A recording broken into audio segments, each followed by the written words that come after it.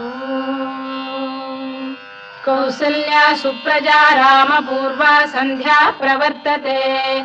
उत्तिष्ठ नरशार्दूल कर्तव्यं दैवमाह्निकम्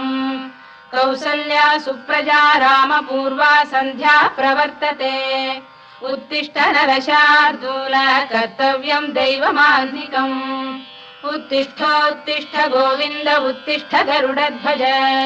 उत्तिष्ठ कमलाकान्ता त्रैलोक्यं मङ्गलं कुरु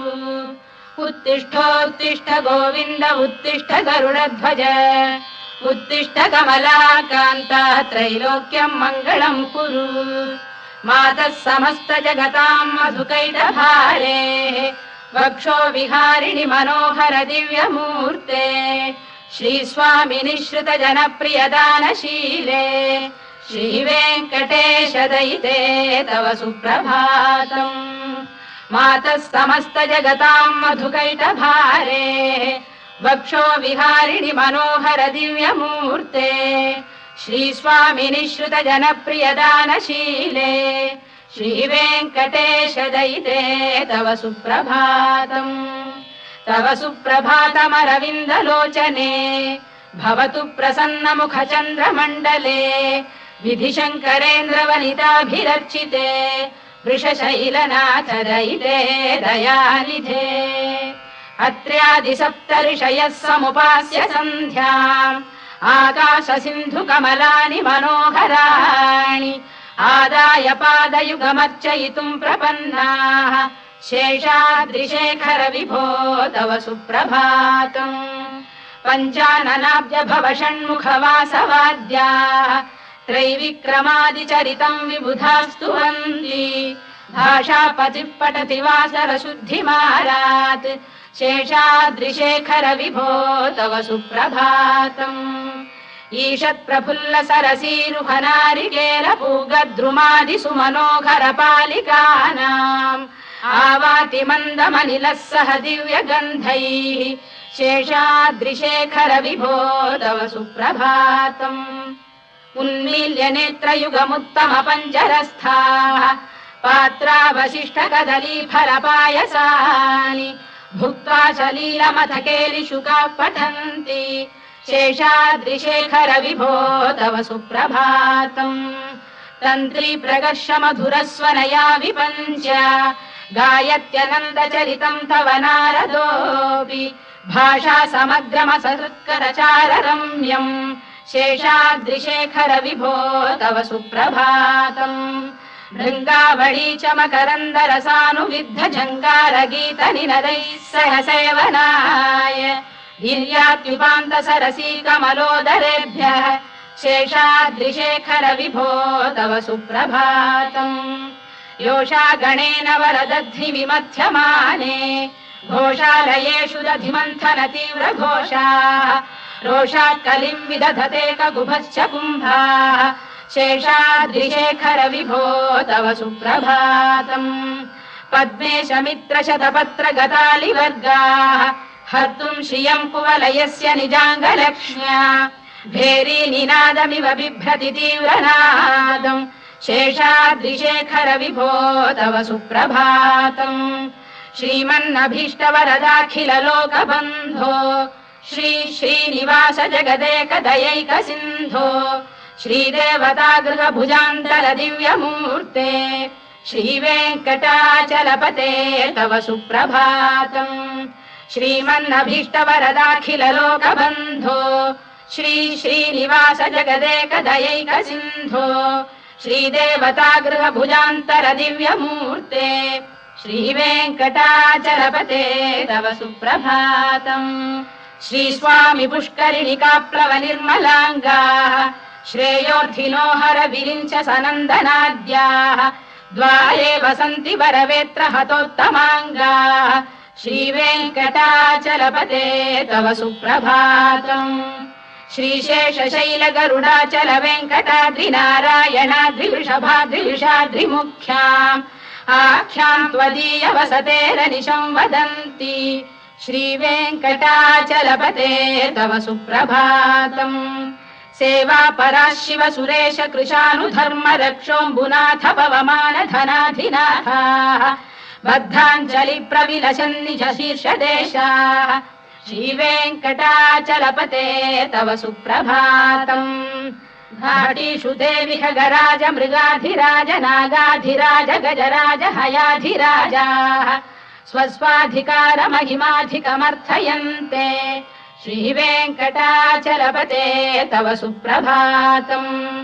सूर्येन्दुभौम बुधवाक्परिकाव्यसौरि स्वर्भानुकेतुदिविषत्परिषत्प्रधानाः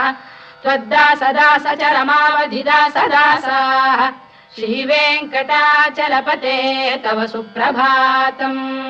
त्वत्पादधूलिभरितस्फुरितोत्तमाङ्गाः स्वर्गापवर्गनिरपेक्ष निजान्तरङ्गाः कल्पागमाकलनयाकुलताम् लभन्ते श्रीवेङ्कटाचलपते तव सुप्रभातम् त्वद्गोपुराग्रशिखराणि निरीक्षमाणाः स्वर्गापवर्गपदवीम् परमाम् श्रयन्तः मर्त्या मनुष्य भुवने मतिमाश्रयन्ते श्रीवेङ्कटाचलपते तव सुप्रभातम् श्रीभूमिनायक दयादिगुणामृताब्धे देवादिदेव जगदेक शरण्यमूर्ते श्रीमन्ननन्त गरुडादिभिरर्चिताङ्घ्रे श्रीवेङ्कटाचलपते तव सुप्रभातम् श्रीपद्मनाभ पुरुषोत्तम वासुदेव वैकुण्ठ माधव जनार्दन चक्रपाणे श्रीवत्स चिह्न शरणागत पारिजात श्रीवेङ्कटाचलपते तव सुप्रभातम् कन्दर्पदर्पहर सुन्दर दिव्यमूर्ते कान्ताकुजाम्बुरुह कुड्मललोल दृष्टे कल्याण निर्मल गुणाकर दिव्यकीर्ते श्रीवेङ्कटाचलपते तव सुप्रभातम् मीनाकृते कमठकोल नृसिंहवर्णिन् स्वामीन् परश्वत तपोधन रामचन्द्र शेषांश रामय दुनन्दन कल्किरूप श्रीवेङ्कटाचलपते तव सुप्रभातम् लीलालवङ्ग घनसार सुगन्धितीर्थम् दिव्यम् वियस्सरिति हेम घटेषु पूर्णम् धृत्वाद्य वैदिक शिखामणयः प्रहृष्टाः तिष्ठन्ति वेङ्कटपते तव सुप्रभातम् भास्वानुदेति विगचानि सरोरुहाणि सम्पूरयन्ति निनदैः कबुभो विहङ्गाः श्रीवैष्णवाः सततमर्थितमङ्गलास्ते धामाश्रयन्ति तव वेङ्कट सुप्रभातम् ब्रह्मादयः सुरवराः समहर्षयस्ते सन्तः सनन्दन मुखास्तव योगिवर्याः धामान्तिके तव हि मङ्गलवस्तु हस्ताः श्रीवेङ्कटाचलपते तव सुप्रभातम् लक्ष्मीनिवास निरवद्य गुणैक सिन्धो संसार सागर समुत्तरणैकसेतो वेदान्त वेद्य निज वैभव भक्त भोग्य श्रीवेङ्कटाचलपते तव सुप्रभातम् लक्ष्मीनिवास निरवद्य गुणैक सिन्धो संसार सागर समुत्तरणैकसेतो वेदान्त वेद्य निज वैभव भक्त भोग्य श्रीवेङ्कटाचलपते तव सुप्रभातम् इत्थम् वृषाचलपतेरिह सुप्रभातम् ये मानवाः प्रतिदिनम् पठितुम् प्रवृत्ताः तेषाम् प्रभात समये स्मृतिरङ्गभाजाम् प्रज्ञाम् परार्थ सुलभाम् परमाम् प्रसूते इत्थम् वृषाचलपतेरिह सुप्रभातम् ये मानवाः प्रतिदिनम् पठितुम् प्रवृत्ताः तेषाम् प्रभात समये स्मृतिरङ्गभाजाम् प्रज्ञाम् परार्थ सुलभाम् परमाम् प्रसूते कमलाकुच चूचुक कुङ्कुमतो नियतारुणितातुल नीलतनो कमलायतलोचन लोकपते विजयी भव वेङ्कटशैलपते कमलाकुच चूचुक कुङ्कुमतो नियतारुणितातुल नीलतनो कमलायतलोचन लोकपते विजयी भव वेङ्कटशैलपते चतुर्मुख षण्मुख पञ्चमुख प्रमुखाखिल दैवत मौलिमणे शरणागतवत्सलसारनिधे परिपालय मां वृषशैलपते अतिवेलतया तव दुर्विषहैरनुवेलकृतैरपराधशतैः भरितं त्वरितं वृषशैलपते परया कृपया परिपाहि हरे अधिवेङ्कटशैलमुदारमतेर्जनदाभिमताधिकदानरतात् परदेवतया गदितान्निगमै कमलादयितान्न परं कलये कलवेणुरवावशगोपवधू शतकोटिवृता स्मरकोटिसमात् रतिवल्लविकाभिमतात् सुखदात् वसुदेवसुतान्न परं कलये अभिराम गुणाकरदाशरथे जगदेकधनुर्धर धीरमते रघुनायक राम रमेश विभो वरदो भवदेव दया जलधे अवनीतनया कमनीय करं रजनीकर चारुमुखाम्बुरुहम् रजनीचर राजतमो मिहिरं महनीयमहं रघुराममये सुमुखं सुहृदं सुलभं सुखदं स्वनुजं च सुखाय ममोघशरम् अपहाय रघुद्वहमन्यमहं न कथञ्चन कञ्चन जातु भजे विना वेङ्कटेशं ननाथो ननाथ सदा वेङ्कटेशं स्मरामि स्मरामि हरे वेङ्कटेश प्रसीद प्रसीद प्रियं वेङ्कटेश प्रयच्छ प्रयच्छ विना वेङ्कटेशं ननाथो ननाथः सदा वेङ्कटेशं स्मरामि स्मरामि हरे वेङ्कटेश प्रसीद प्रसीद प्रियं वेङ्कटेश प्रयच्छ प्रयच्छ अहं दूरतस्ते पदाम्भोजयुग्म प्रणामेच्छयागत्य सेवां करोमि सकृत्सेवया नित्यसेवा फलं त्वं प्रयच्छ प्रयच्छ प्रभो वेङ्कटेश अज्ञानिना मया दोषानशेषान् विहितान् हरे क्षमस्वत्वं शेषशैलशिखामणे अज्ञानिना मया दोषानशेषान् विहितान् हरे क्षमस्वत्वं शेषशैलशिखामणे ईशानां जगतोऽस्य वेङ्कटपतेर्विष्णोः परां प्रेयसीम् तद्वक्षस्थलनित्यवासरसिकां तत्क्षान्तिसंवर्धिनीम् पद्मालङ्कृतपाणिपल्लवयुगां पद्मासनस्थां श्रियम्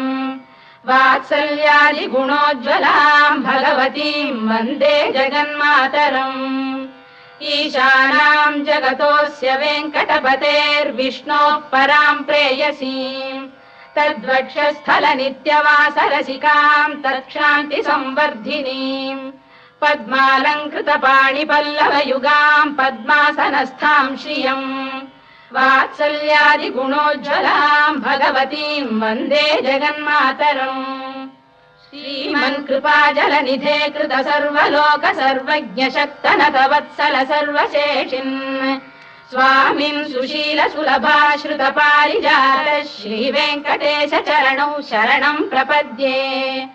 श्रीमन्कृपाजलनिधे कृत सर्वलोक सर्वज्ञ शक्तनत वत्सल सर्वशेषिन् स्वामिन् सुशील सुलभाश्रित पारिजात श्रीवेङ्कटेश चरणौ शरणं प्रपद्ये आनूपुरार्पित सुजात सुगन्धि पुष्प सौरभ्य सौरभकरौ समसन्निवेशौ सौम्यौ सदानुभवनेऽपि नवानुभाव्यौ श्रीवेङ्कटेश चरणौ शरणं प्रपद्ये सद्यो विकासि समुदित्व रसान्द्र राग सौरभ्य निर्भर सरोरुह साम्यवार्ताम् सम्यक्षु साहस पदेषु विलेखयन्तौ श्रीवेङ्कटेश चरणौ शरणं प्रपद्ये रेखामयध्वज सुधाकलशातपद्रवज्राङ्कुशाम्बुरुह कल्पक शङ्ख चक्रैः भव्यैरलङ्कृततलौ परतत्त्वचिह्नैः श्रीवेङ्कटेश चरणौ शरणं प्रपद्ये ताम्रोदरद्युतिपराजित पद्मरागौ बाह्यैर्महोभिरभिभूत महेन्द्रनीलौ उद्यन्नखांशुभिरुदस्त शशाङ्कभासौ श्रीवेङ्कटेश चरणौ शरणं प्रपद्ये सप्रेम भीति कमलाकर पल्लवाभ्याम् संवाहनेऽपि सवधिक्लममादधानौ कान्थाववाङ्मनस गोचर सौकुमार्यौ श्रीवेङ्कटेश चरणौ शरणम् प्रपद्ये लक्ष्मी मही तदनुरूप निजानुभाव नीलादि दिव्य महिषीकर पल्लवानाम् आरुण्य संक्रमणतः किल सान्द्ररागौ श्रीवेङ्कटेश चरणौ शरणम् प्रपद्ये नित्यानमद्विधि शिवादि किरीटकोटि प्रत्युक्त दीप्त नवरत्न महप्ररोहैः नीराजना विधिमुदारमुपादधानौ श्रीवेङ्कटेश चरणौ शरणम् प्रपद्ये विष्णु पदे परम इत्युदित प्रशंसौ यौ मध्व उत्स इति भोग्यतयाप्युपातौ भूयस्ततेति तव पाणितल प्रतिष्ठौ श्रीवेङ्कटेश चरणौ शरणम् प्रपद्ये पार्थाय तत्सदृश सारथिना त्वयैव यौ दर्शितौ स्वचरणौ शरणम् व्रजेति भूयोऽपि मह्यमिहतौ करदर्शितौ ते श्रीवेङ्कटेश चरणौ शरणम् प्रपद्ये मन्मूढिकालियपणे विकटाटवीषु श्रीवेङ्कटाद्रिशिखरे शिरसि श्रुतीनाम् चित्तेऽप्यनन्य मनसाम् सममाहितौ ते श्रीवेङ्कटेश चरणौ शरणम् प्रपद्ये अम्लानघृष्यलवनीतलकीर्ण पुष्पौ श्रीवेङ्कटाद्रिशिखराभरणायमानौ आनन्दिताखिल मनोनयनौ तवैतौ श्रीवेङ्कटेश चरणौ शरणम् प्रपद्ये प्रायः प्रपन्न जनता प्रथमावगाह्यौ मातुस्तनाविव शिशोरमृतायमानौ प्राप्तौ परस्पर तुलामतुलान्तरौ ते श्रीवेङ्कटेश चरणौ शरणम् प्रपद्ये सत्त्वोत्तरै सतत सेव्य पदाम्बुजेन संसारतारकदयार्द्रदृगञ्चलेन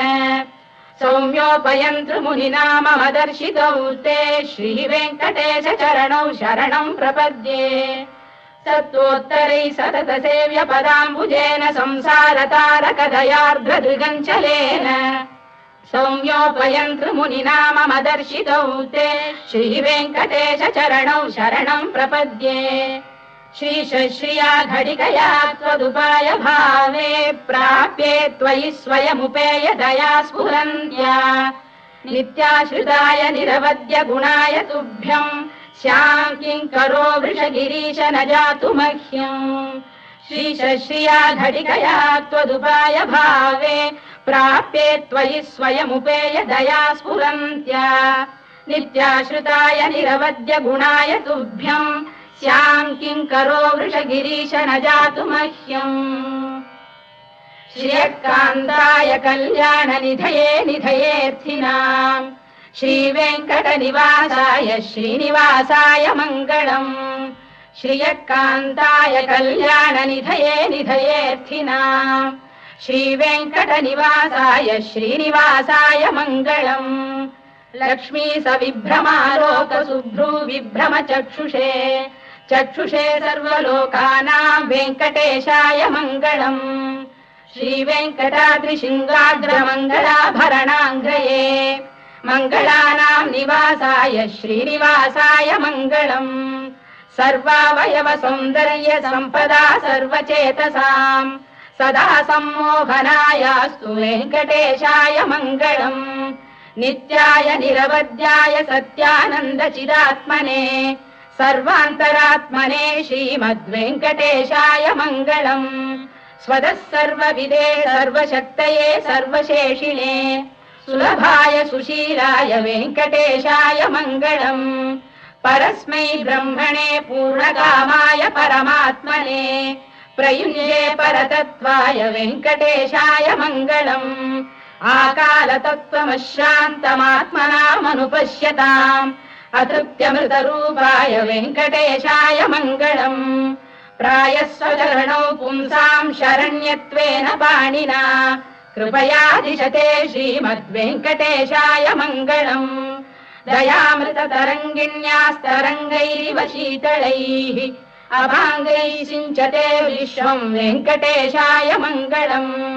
श्रद्भूषाम्बरहेतीनाम् सुषमावकमूर्तये सर्वार्तिशमनायास्तु वेङ्कटेशाय मङ्गलम् श्रीवैकुण्ठविरक्ताय स्वामी पुष्करिणीतटे रमया रममाणाय वेङ्कटेशाय मङ्गलम्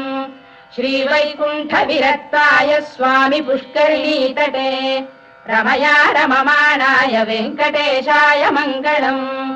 श्रीमत्सुन्दरजामातृमुनिमानसवासिने